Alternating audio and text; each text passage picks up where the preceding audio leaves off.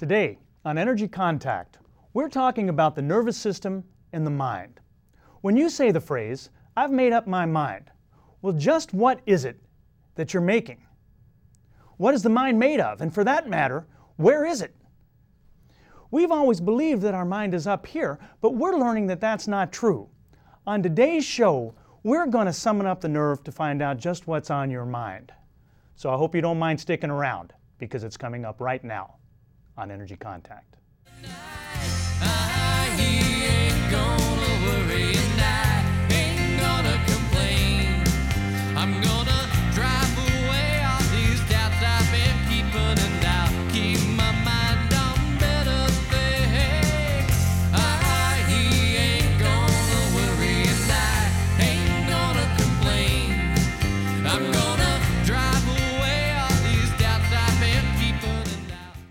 Hello and welcome to Energy Contact. My name is Joseph Willenbrink. Thank you for joining me today, and thank you to the production staff here in the studio for helping me get my message out to you. Energy Contact is a series I'm presenting as a public service. It's about attaining perfect health, growth, self-improvement, happiness, and realizing your full potential. It's designed to present you a new way of seeing yourself and a new way of seeing the world around you. We're talking about things that have to do with making an energetic contact with yourself internally and with your environment. There's no difference between the body, the mind, the spirit, the emotion, the intellect, the ego. There's no difference between mass and energy. We love to categorize and separate these things out, but we're investigating and we're seeing that there's just no difference. So all that health and self-improvement and all those good things we're talking about, they take place at the interface, where we make energetic contact between that unseen world and our physical self. We're presenting on these programs a brand new paradigm that's thousands and thousands of years old. We're presenting extraordinary topics for ordinary people. And let's move right ahead with that and bring up our first slide for the day. Everyone please know that I am not a doctor. I don't want to be one. I do not give medical advice. If you want medical advice, go find a doctor. This is not the place for it here. I call myself an energy healer or a chakra healer. So might you. You might call me all sorts of things, but please know that state, federal, and local governments call me none of those things. There's important information on this slide. We're going to leave it up for another second or two here. Please look at it with awareness. And when you've got it down, if you would, please locate a pencil and paper. Here's why. At the end of this show, we're going to run some credits. And on those credits is going to be contact information for me. I invite you to contact me. I hope you will. In order to do that, you're going to need to get that contact information. And in order to get that, you're going to need a pencil. There'll be plenty of time to jot it down. There just won't be time to start looking for your pencil. So please go get that now. All righty. If everybody's got that, let's come back up here. Today's show is show number 33. And if you're joining me for the first time today, thank you. Thank you and welcome. I think you'll enjoy the show. I think you'll find it informative and hopefully even a little bit entertaining. These shows are sequential.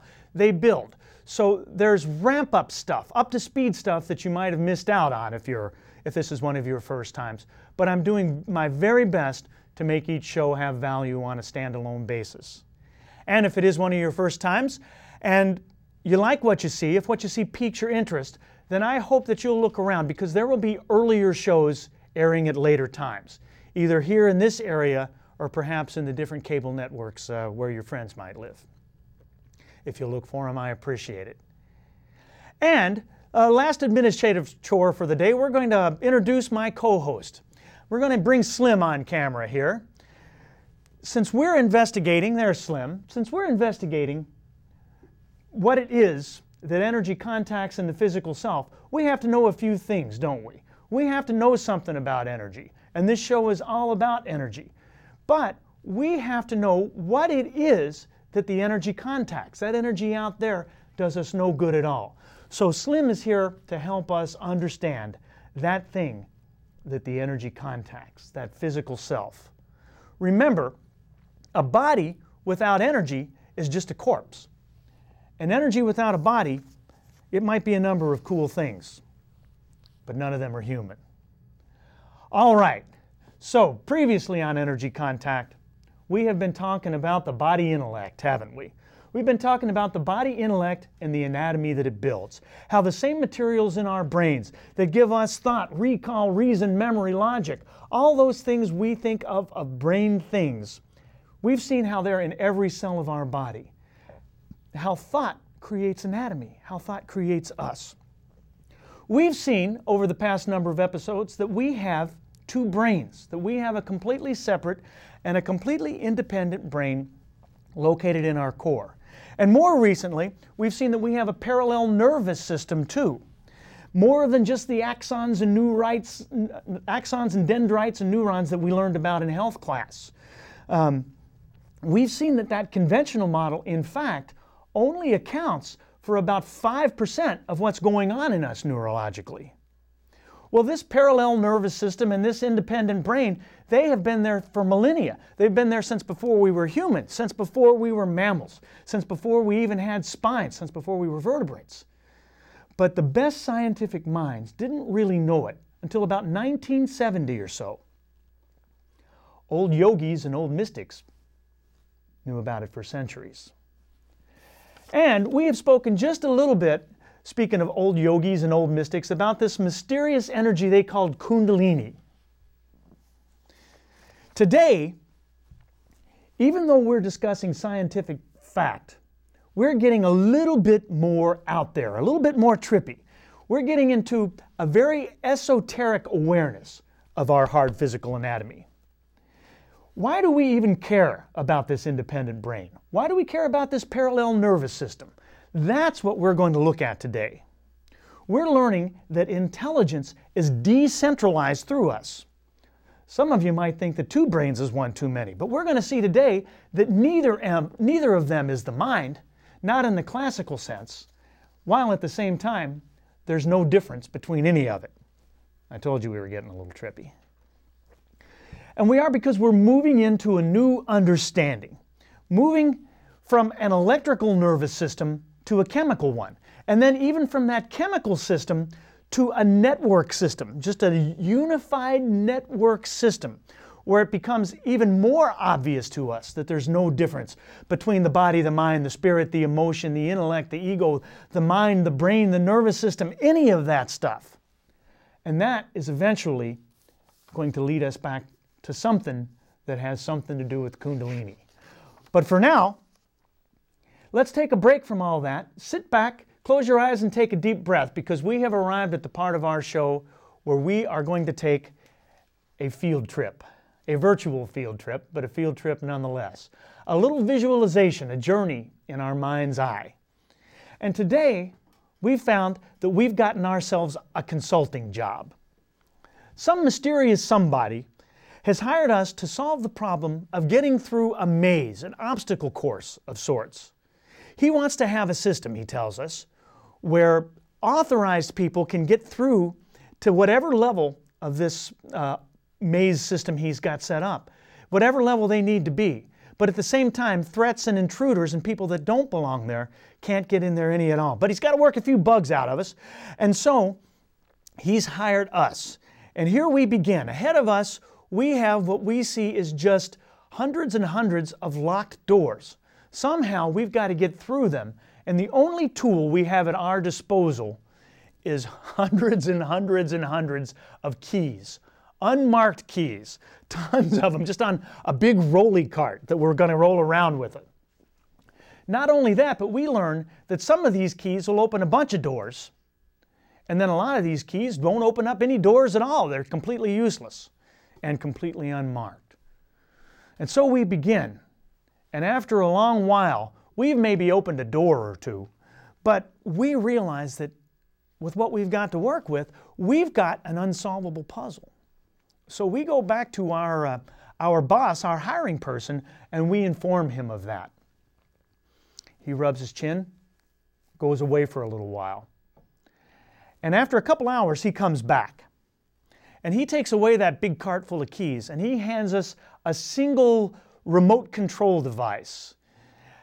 He says he's put sensors on all the doors, and this remote control device is sort of like the thing that opens up your car door, opens up the garage doors in secure apartment buildings. Except there's only one of them. He tells us that all the doors respond to different frequencies, but he's put a little volume knob looking thing on this remote control so that when we get to a door, we can start moving the frequency until we find the frequency that opens that door. Compared to a big cart full of keys, this is a big improvement. So we take it and we go in and we take another pass at our project. And we find that even though it's much better, it's still pretty slow. And worse, we still don't know that just because a door opens, that it's one of the doors we want to open, that it's a door, it could be a dead end, it might not get us through the maze at all. So we have to go back to our boss one more time and tell him that he's on the right track, but that this system isn't going to get us where we want to go. It's still obsolete. So he goes off to study again. And after a while, he comes back one more time. And he says this time he thinks he's got it. This time, what he has done, he says, is he has magically empowered the doors to think on their own. Well, that's got a scratch in our heads. So he tells us that they're going to open and close themselves right at the same time. They're going to think on their own. They're going to communicate to each other. They're going to tell each other where we are. Never a wrong door going to open, and the door is going to open just long enough to let us through and close again. And this is about the nuttiest thing that you and I have ever heard. Smart doors? Come on, brother. But we start to go through the maze, and lo and behold, this is exactly what's happening. There isn't some outside brain. The doors are their own brains. We aren't doing anything to open anything. And in matter of fact, it's the other way around. Now the doors are leading us because they open in time to show us which way to go. And so we just fly through this maze in lightning quick time. Hold that thought. We're moving our way to a new understanding of ourselves and our nervous systems. Our nervous system is the gateway through which we're going to understand our whole selves. So, in order to do that, we're going to go back to the classical nervous system, and we're going to bring up some slides that you've seen before. Let's go ahead and bring up that first slide of the classical nervous system. Neurons and synapses. This is the stuff that you might have learned about in high school. See that little funny looking fellow on the left there, that little monster? That's a neuron. And he has dendrites. That's the hair on his head there. Those are the sensors, the things that bring information from the periphery of us, from our fingers and toes and whatever, and they take them into the central nervous system. Neurons have axons, and that long body thing there, that's his long skinny body, that's an axon. It's his stem. And it's the transmitters from the nervous system back out to the periphery. It's the motor system. That polka dotted thing up there, that's his face, and that big eye, well, that's the nucleus. On the right side of that picture there is the classic picture of the classic synapse. And the synapse is that big thing that looks like an animal's paw there on a branch. And it's sending something called neurotransmitters across something called the synaptic cleft onto that dendrite, that branch thing, the blue thing there, of another neuron. The synaptic cleft is just the tiny space between the two cells. The pink paw is the axon of one, and that blue pipe is the dendrite of another. The neurotransmitter is just the electrochemical messenger that's sent across. All right, let's go right from there to our next slide. And what you'll see on it is you can see how millions of these neurons are all in our system. These just show a few, but there's billions and billions of them. And even though they are completely independent, and even though they do not work in teams in any way, you can imagine a few billion of these things just waving around inside your body, just touching and tapping and tickling each other, sending and receiving signals 24 hours a day, 7 days a week. All right, let's come back up here for a second. While this classical model is accurate, it's completely obsolete. It's outdated. It only accounts for 5% of what's going on with us. In other words, until the 1970s, we had no clue about 95% of us, what was going on with 95% of our neurological systems.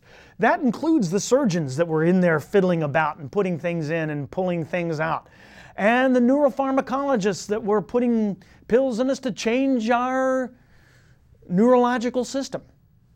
The Then in the 1970s, some smart scientists started making discoveries. And they made breakthroughs that changed the way we look at our neurological system. Let's move to a new slide of our new system. Let's go ahead and bring that up. This is a picture of the other 95% of reality. And as you can see, our imagery is becoming less like a schematic and a little more conceptual. It's a little trippy too. There's a lot of mass and energy flying around in this picture. But it's hard to tell which is which for two reasons. One, because there's no difference between mass and energy, and two, because it's hard to draw a picture of hard to draw a picture of energy. This is a ligand and receptor model. That ribbon thing is something called a receptor, and those bubbly things in there, that's a ligand. We'll explain them more in just a second. Let's go right to the next slide. What happens is this ligand comes up and embraces the receptor, and it does enter it just the same way a key enters a keyhole. And if it's the right key, it causes that receptor, the receptor is the bubbly thing in this picture, to change its shape until it reaches sort of an optimal configuration. And then when it does, snap, information enters that receptor. And it goes from the receptor to the core of the cell. And that changes us. It makes us move, it makes us act, it makes us react, think, everything. And most importantly, perhaps, it makes us feel in every sense of the word. All this is going on at the rate of millions of reactions per second, all over our bodies. All right, let's come back up here. Receptors are molecules. They're just big specialized proteins. And as we move and breathe and pump blood, energy flows through them. These receptors, they're sensors. In a sense, they're like sense organs. Just the same way that our ears are designed to detect and discern sounds, and our nose to detect and discern smells, these receptors are designed to recognize and attract a certain type of experience. These receptors attract things called ligands. And the interaction between ligands and receptors, that's where all the action is, my friends. A prime example of this is the example of endorphins. You've heard of endorphins. It's all the buzz these days. Endorphins is the bliss chemical. Our body's own natural morphine, it's called. It's not a bad characterization. But that thing that's making us all happy, it's just a ligand. It's just a little chemical, a neuropeptide. It's a couple of amino acids in a chain. If I had some here and I poured it out on the table, you know what would happen? Absolutely nothing. It's just nothing until it finds the appropriate receptor. And not any receptor, just the appropriate one. As it happens, it's called the opiate receptor. And it in itself is just a protein. But hang on, wait a minute. Joseph, you said each receptor is designed to attract a certain type of experience a minute ago. Didn't you mean designed to attract a certain type of chemical? Aha! That's where the plot thickens, because there's no difference. But before we go there, we need to backtrack a little bit and do a little more review. As we've just said, ligands are molecular chemicals known as neuropeptides, and receptors are proteins. Let's take a minute to look at a protein. I brought my protein with me today.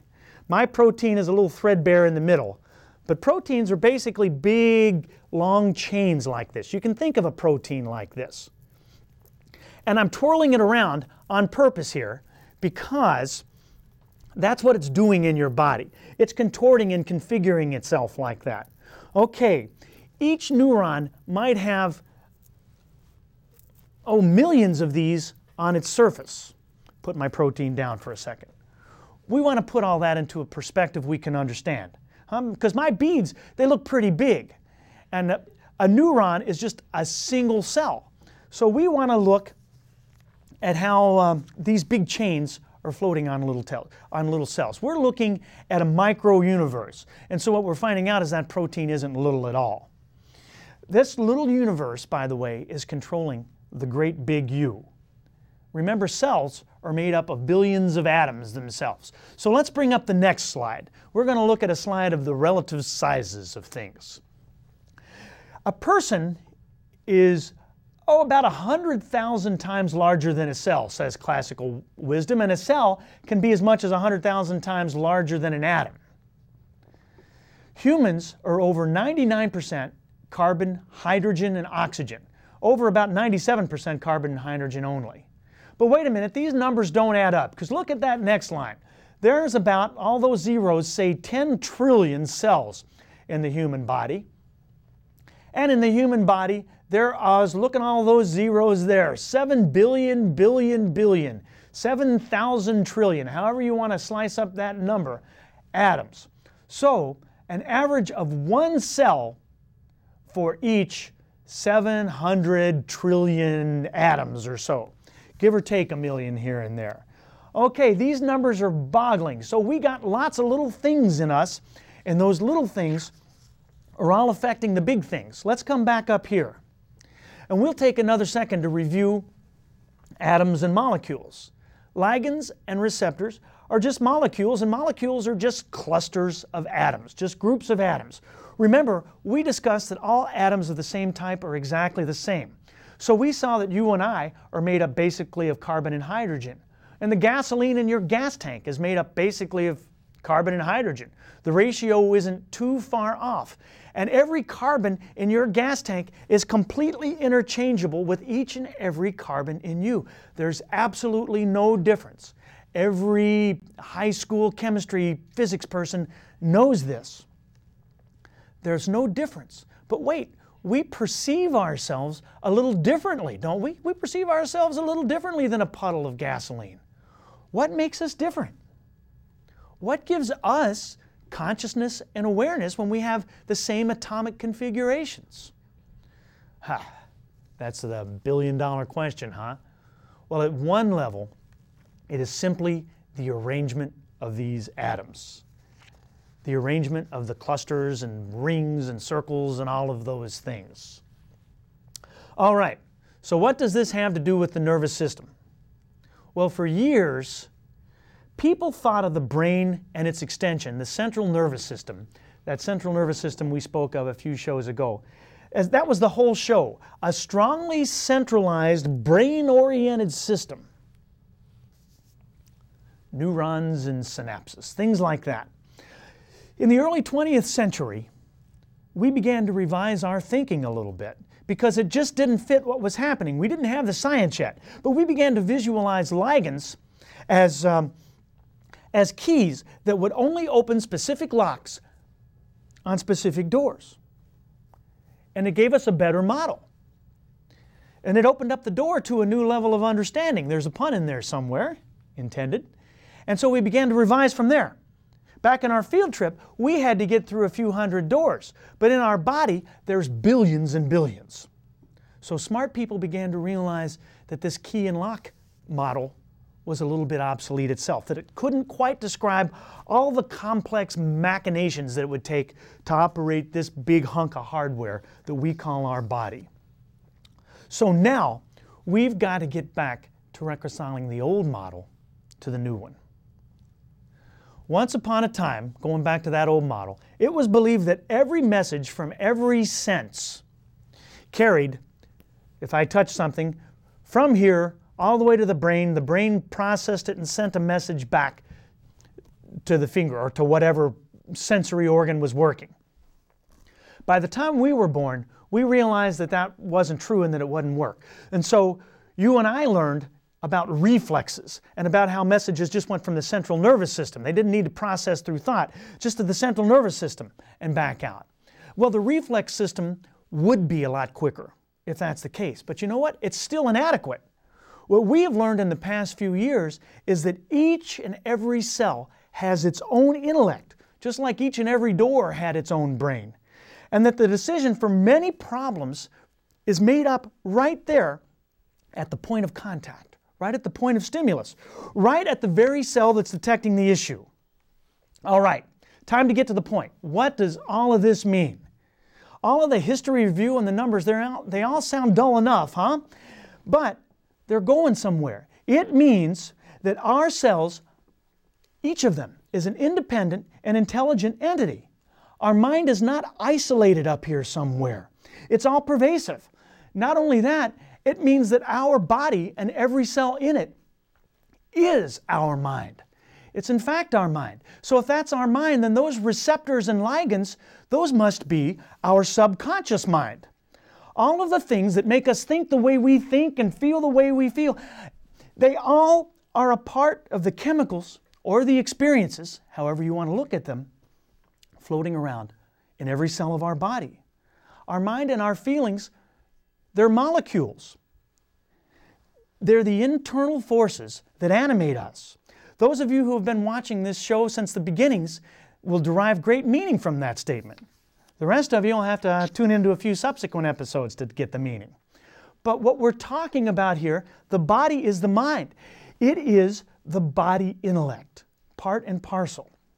So our feelings are molecules, and our molecules are made from the interface between food, air, and metabolism, huh? So, kind of a classic way of looking at that is, we better revisit what we eat, huh? We better take a look at the air we breathe. We better be careful what we're putting into our precious body. But it's getting more profound than that. Because if molecules are feelings, then I guess I'd better warn you to watch your other diet too.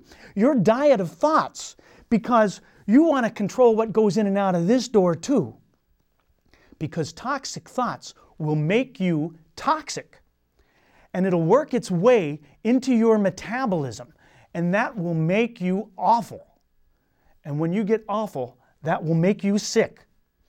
Ever wonder why depressed people get more colds? Why caustic, unkind, and cynical people get inflammations and growths? Why people who can't relate well to other people tend to get more abdominal problems? Why martyrs and codependents and sacrificers get chest problems and heart problems and breast problems? Well, it's the environment. But it's not the outside environment so much. It's the internal environment. The internal environment we're creating for ourselves. We create that environment in our mind. And you know, no one has ever told us that we're doing it. And so, we were defenseless. How could we defend ourselves from those diseases? You always thought you were at the mercy of chance. Now I've got good news for you. Things are a little different. These tiny micro changes in these billions and zillions of little atoms in you, they're a big deal because they translate into large changes, into health and behavior and energy level, states of euphoria, peace, depression, every other emotion going on in you. Mood and demeanor in general. It's all going on in there. It's going from your nervous system to your mind, and it's making contact with the physical you.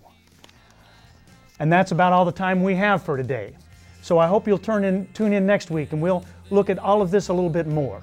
Until then, I wish you peace and positive energy and a healthy life in Energy Contact.